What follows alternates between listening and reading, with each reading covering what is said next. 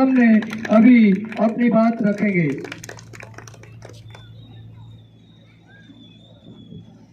जय मूल निवासी साथियों, आज वामसेप एवं यूनिटी ऑफ मूल निवासी बहुजन समाज के माध्यम से गुजरात की इस ऐतिहासिक भूमि कच्छ में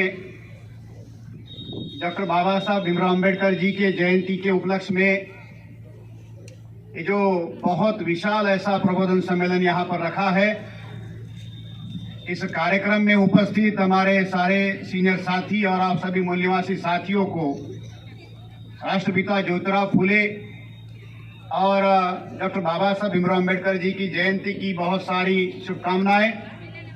आज श्रमण संस्कृति के महानायक महावीर जी की भी जयंती है और 14 अप्रैल 1699 को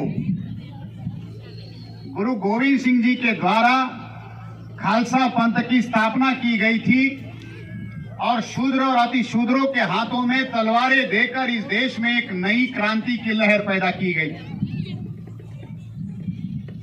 बैसाखी की भी आप सभी साथियों को मैं मंगल कामनाएं देता हूं। और ये जो महीना है ये रमजान का महीना है। रमजान के कारण ही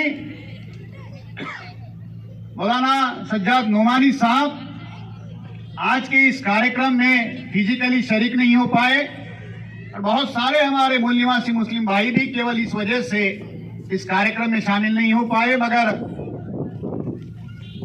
उनकी सारी शुभकामनाएं, उनका सारा साथ सहयोग इस आंदोलन के लिए लगातार जारी रहेगा। साथियों, वामसेप के माध्यम से इस देश के अंदर जो व्यवस्था परिवर्तन का जो कार्य शुरू किया गया है, उस कार्य को, उस कारवा को निरंतर हम आगे लेकर जाएंगे। ब्राह्मणवाद जो इस देश की सबसे बड़ी समस्या है, इसी ब्राह्मणवाद ने मूल निवासी बहुजन समाज के 6000 जाति के टुकड़े किए और मूल निवासी बहुजन समाज के ऊपर एक गुलामी थोपी। इस गुलामी के विरोध में हजारों सालों से हमारे महापुरुषों ने आजादी का आंदोलन चलाया, निरंतर संघर्ष होता रहा। आज महावीर जी की जयंती है। जितना कड़ा विरोध बुद्ध और महावीर ने ब्राह्मणवाद को किया, शायद ही किसी ने किया होगा उस समय में। वही विचारधारा, वही क्रांतिकारी आंदोलन आज हम इस देश के अंदर चला रहे। आज ये सब्जेक्ट लेकर साथियों हम चर्चा कर रहे हैं कि मेरी जय जयकार करने की बजाय मेरी दृष्टि से जो महत्वपूर्ण कार्य है, उस अधूरे कार्य को पूरा करने के लिए जान की बाजी लगा दो।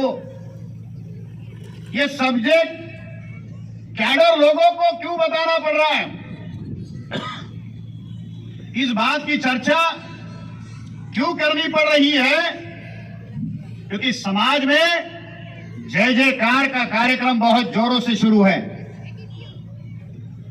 अशिक्षित या अर्ध शिक्षित लोग, कम पढ़े लिखे लोग, गांव देहातों में रहने वाले लोग अगर किसी महापुरुष की जय जयकार करते हैं, उसके पुतले के सामने जाकर अभिवादन करते हैं, माला चढ़ाते हैं, मत्था टेकते हैं, समझने वाली बात है कि उनकी उतनी समझ है, इस वजह से वो कर रहे हैं। अपना आदर, अपनी भावनाएं वो व्यक्त कर रहे हैं। अगर वही काम अगर समाज का पहले दर्जे का बुद्धिजीवी करे, समाज का पहले दर्जे का ब्रेन करे, जो अपने आप को डॉक्टर कहे, वकील कहे, इंजीनियर कहे या अपने आप को प्रबुद्ध कहे, वो भी वही करे, तो दोनों में अंतर क्या बचा? जिंदाबाद और जय जयकार करने के लिए कितनी योग्यता की जरूरत है? कितना पढ़ा लिखा होने की जरूरत है? योग्यता तो उस महापुरुष के अधूरे कार्य को पूरा करने के लिए, जिम्मेदारी लेने के लिए लगती है। आज ये विषय इसलिए लगाया गया है ताकि समाज में जय जयकार का कार्यक्रम शुरू करवाया गया है कि मेरे जय जयकार करो। लोग महापुरुषों की जय जयकार में लगे हैं, जय जयकार करने वालों ने दुनिया में कोई परिवर्तन नहीं किया, क्योंकि जय जयकार से कोई बड़ी प्रेरणा निर्माण नहीं होती। जय जयकार करने वाले कोई संघर्ष या कोई आंदोलन ज्यादा समय तक चला नहीं पाते। हम अपने महापुरुषों के आंदोलन को चलाना चाहते हैं। उस आंदोलन को साथियों हम लोगों को चलाना है। उनके विचारों को, उनके आदर्शों को, उनकी लड़ाई को हमको जानना समझना होगा। जिस समाज के पास जीवंत प्रेरणा स्रोत होते हैं, उन्हें किसी मूर्ति की या किसी व्यक्ति की जरूरत नहीं होती। जिस समाज के पास जिंदा प्रेरणा स्रोत होते हैं, जिंदा विचारधारा होती है और उस विचारधारा पर चलने वाला संगठन और कार्यक्रम होता है, उन्हें जय जयकार की जरूरत नहीं पड़ती। बाबा साहब अम्बेडकर से बड़ा कोई मूर्ति भंजक आधुनिक भारत में पैदा नहीं हुआ। बाबा साहब बार बार ये कहते रहे कि मैं मूर्ति भंजक हूं, मूर्ति पूजक नहीं। मूर्तियां ध्वस्त करने में मेरा भरोसा है। 2000 साल तक इस देश को, इस समाज को मूर्तियों ने ही, पत्थरों ने गुलाम बनाकर रखा था। गर्दनें हजारों सालों से झुकी थी। उन झुकी हुई गर्दनों को मान, सम्मान और स्वाभिमान के साथ खड़ा करने के लिए बाबा साहब अम्बेडकर, ज्योतिराव फुले साहू महाराज 108 साल तक आंदोलन चलाए। वो सीधी हुई गर्दनें दोबारा झुकाने के काम में लोगों को लगाया जा रहा है। मान, सम्मान और स्वाभिमान की लड़ाई हमारे महापुरुषों ने लड़ी। उस लड़ाई को हम लोगों को निरंतर आगे रखना होगा। ये जो बाबा साहब अम्बेडकर के जो कोटेशन यहां पर लिए हैं, बहुत सारी बातें बाबा साहब ने समय समय पर कही, क्योंकि वो देख रहे थे कि उनके सामने ही लोगों ने उनको भगवान बना दिया है। और जिन लोगों को वो आंदोलन के लिए तैयार करना चाहते थे, उनके सामने ऐसी कोई उम्मीद दिखाई नहीं दे रही थी कि ये लोग जो मुझे भगवान बनाए बैठे हुए हैं, इस कारवां को आगे लेकर जाएंगे। इसलिए अपने समय रहते ही उन्होंने लोगों को सतर्क करने की कोशिश की। क्योंकि आंदोलन को अगर आपको जानना है, समझना है, या किसी महापुरुष को अगर आपको जानना समझना है, तो साथ ही उस महापुरुष के जीवन के दो हिस्से होते हैं। एक होता है उस महापुरुष का व्यक्तित्व, उनकी नाम, वो कब पैदा हुए, कब स्कूल में गए, कब कॉलेज में गए, कहां कहां पढ़े, कहां कहां से डिग्रियां ली। उनका जीवन के कुछ महत्वपूर्ण घटक होते हैं और उनका निर्माण कब हुआ।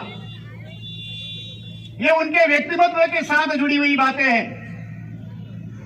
और दूसरा जो सबसे महत्वपूर्ण उनके जीवन का हिस्सा होता है, वो उनके आंदोलन और उनकी विचारधारा से, उनके विचारों से जुड़ा हुआ होता है।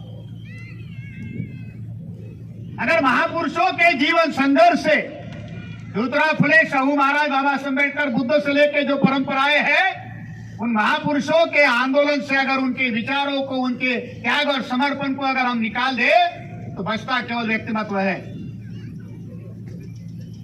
ये आंदोलन थे, ये विचार थे। इन्हीं विचार और आंदोलन ने उन्हें सामान्य से असामान्य बना दिया। उस विचार को, उस आंदोलन को उन्होंने कितनी प्राथमिकता दी थी, तो अपनी कोई निजी महत्वाकांक्षा उन्होंने नहीं रखी। बाबा साहब के 4 बच्चे, इंदु, गंगाधर, राजरतन, रमेश, उनकी अपनी पत्नी 15 साल तक बीमार रही। उसके दवा दारू के लिए, उसके इलाज के लिए तक पैसा नहीं लगाया। सारी प्राथमिकता आंदोलन पर लगाई, क्योंकि वो समाज उनकी पहली प्राथमिकता थी।